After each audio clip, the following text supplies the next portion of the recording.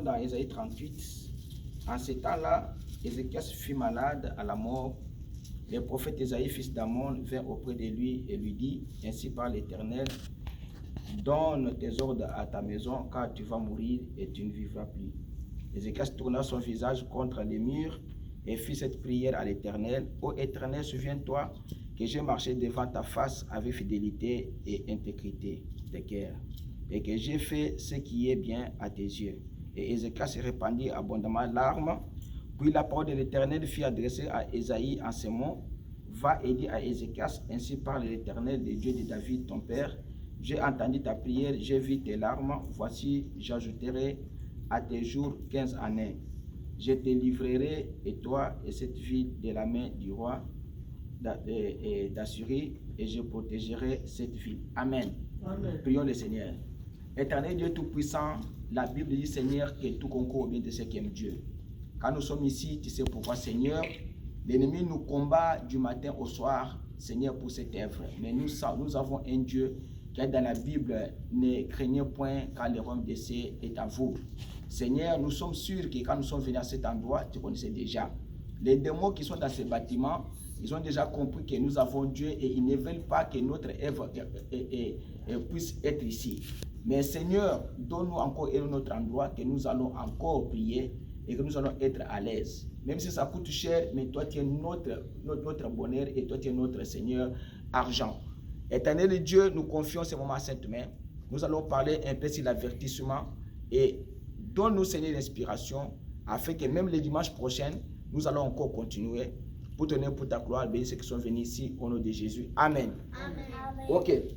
Je vais parler un peu sur seulement 10 à 15 minutes et puis on va terminer sur l'avertissement puis jugement.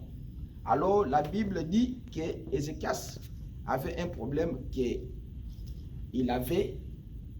Alors il s'était mal conduit devant l'Éternel. Alors Dieu parla à Ésaïe d'aller lui dire qu'il va mourir, qu'il donne les ordres à sa maison. Et Ézéchias a pleuré. Ézéchias a demandé à Dieu qu'il a marché avec l'intégrité devant sa face et Dieu l'a pardonné. Il lui a donné encore 15 années et plus. Alors, dans ce contexte-là, on peut parler sur avertissement puis jugement. Dieu avertit l'homme avant de le juger. Avant que l'homme meure, Dieu l'avertit. Parce que l'homme ne peut pas mourir sans avoir été jugé par Dieu et être averti par Dieu plutôt. Alors William Branham dit que beaucoup de gens disent que cet homme est mort et sans avoir été averti. Il dit que non. Jamais Dieu. Il dit que vous ne savez pas ce qu'il y avait dans le cœur de cet homme. Vous ne savez pas ce qui s'est passé dans la vie. Vous voyez, Dieu ne fait jamais passer quelqu'un par la mort sans l'avoir premièrement averti là-dessus. C'est que l'homme ne peut pas mourir sans que Dieu puisse l'avertir de ce mal. Alors tel que nous sommes ici, chacun de nous, si Dieu vous avertit de ne pas faire le mal, il ne faut pas le faire. Dieu ne peut pas laisser l'homme dans des conditions où l'homme veut aller à la mort. Dieu ne l'avertit pas. Dieu avertit toujours l'homme de tous les péchés qu'il est en train de commettre, qu'il est en train de faire. Alors, si l'homme n'obéit pas, alors l'homme fait quoi? L'homme est jugé par Dieu et il passe par la mort. Parce qu'il y a l'avertissement, le jugement et la condamnation. Alors, dans la Bible, il y a des hommes, ça c'est, j'ai fait une introduction sur notre prochain dimanche prochain. Dans la Bible, il y a des gens que Dieu a avertis, ils ont compris. Il y a des gens que Dieu a avertis, ils n'ont pas compris. Alors ils sont passés par la mort. Par exemple, du temps de Noé, Dieu a averti les gens par les canaux de Noé. Les gens n'ont pas écouté et Dieu les a péris. Du temps de Jonas, Dieu a averti les gens.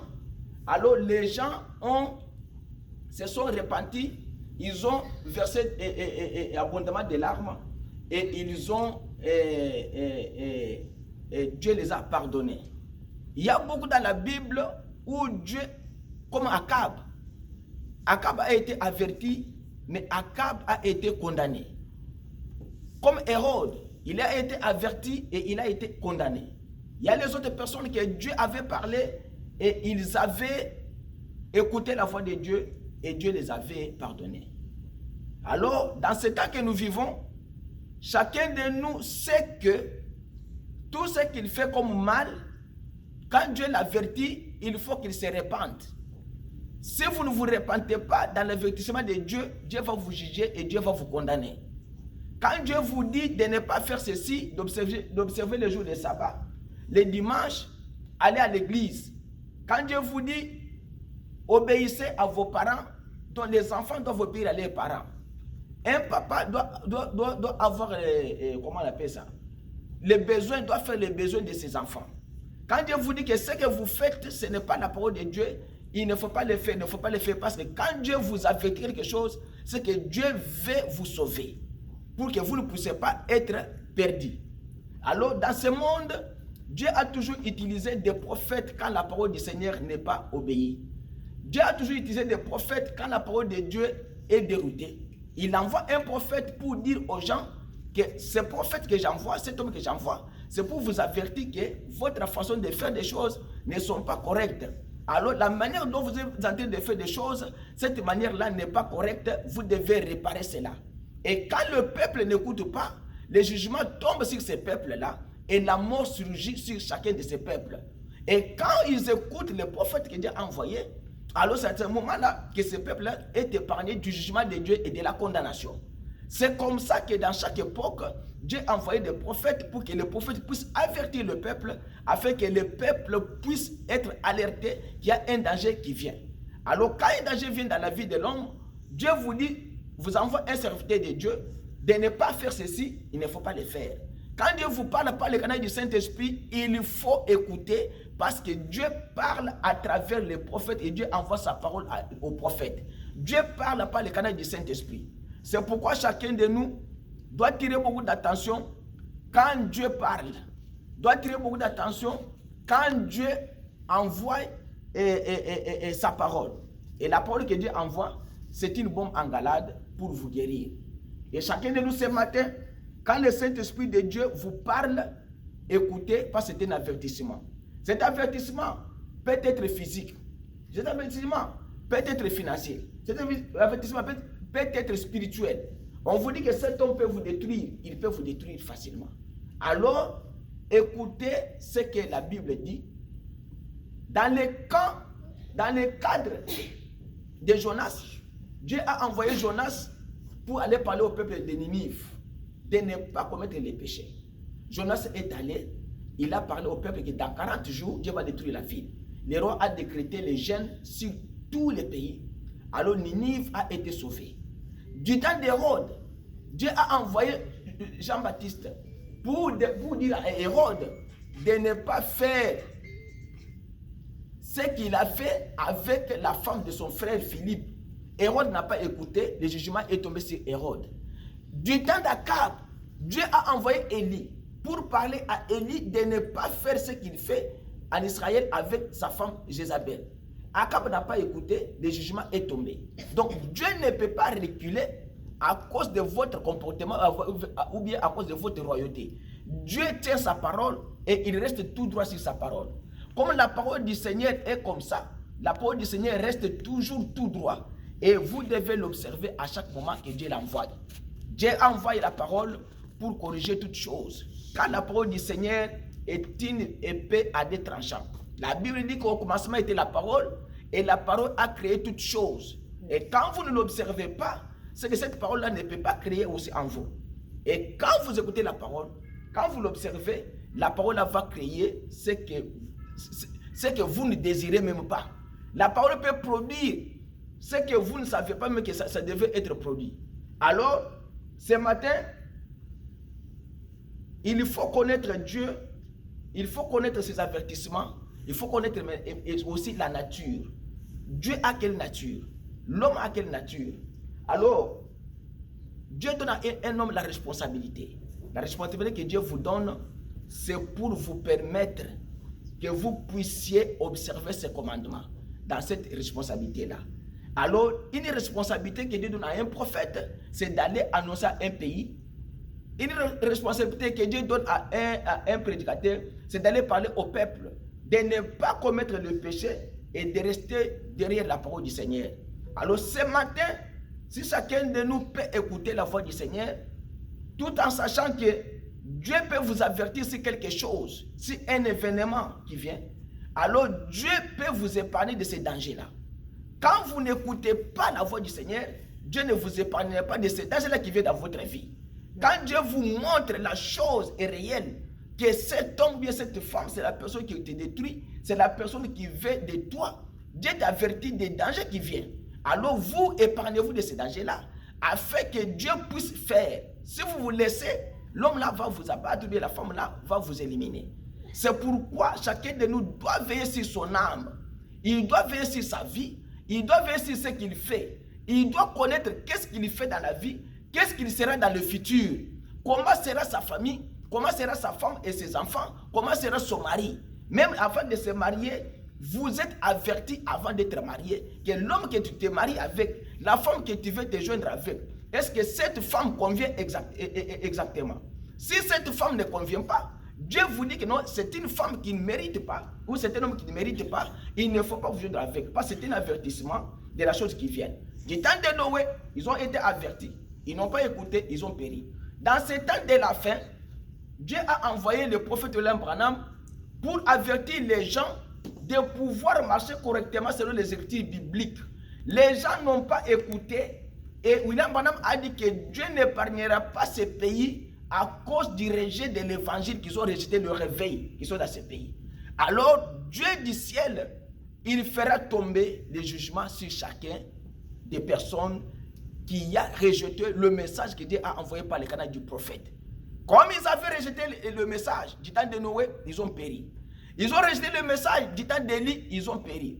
Du temps de Jonas, ils ont reçu le message, ils ont été sauvés. Du temps d'Hérode, ils n'ont pas reçu le message, ils ont péri. Du temps de Jésus, ils l'ont rejeté et ils ont subi des conséquences de leur rejet du Seigneur Jésus-Christ. Alors ce matin, recevez Christ dans votre cœur comme sauveur. L'avertissement qu'il vous dit ce matin, c'est de préparer votre vie à l'enlèvement. Préparez votre vie à l'enlèvement.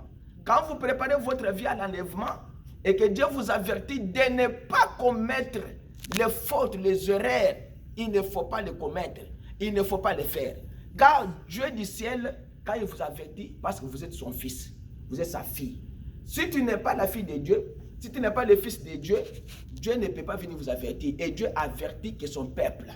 Dieu ne peut pas aller auprès des démons pour les avertir du danger. Dieu avertit ceux qui sont à lui parce qu'il veut que les royaumes des cieux soient à vous. Amen. Il vous a donné le royaume des cieux afin que vous puissiez vous réjouir avec. Yes. Mais comme vous vous détournez, il vous dit que non, je vous avertis que la voie que vous empruntez, ce n'est pas une bonne voie. Revenez dans cette voie ici. Amen. Vraiment, ce matin, c'est une petite exhortation. Alors le dimanche prochain, c'est là où nous allons prêcher sur l'avertissement puis jugement. Et je dois vous montrer les visions que Dieu a données à William Branham concernant ce monde et comment le monde va finir. Dieu envoie un prophète comme un aigle.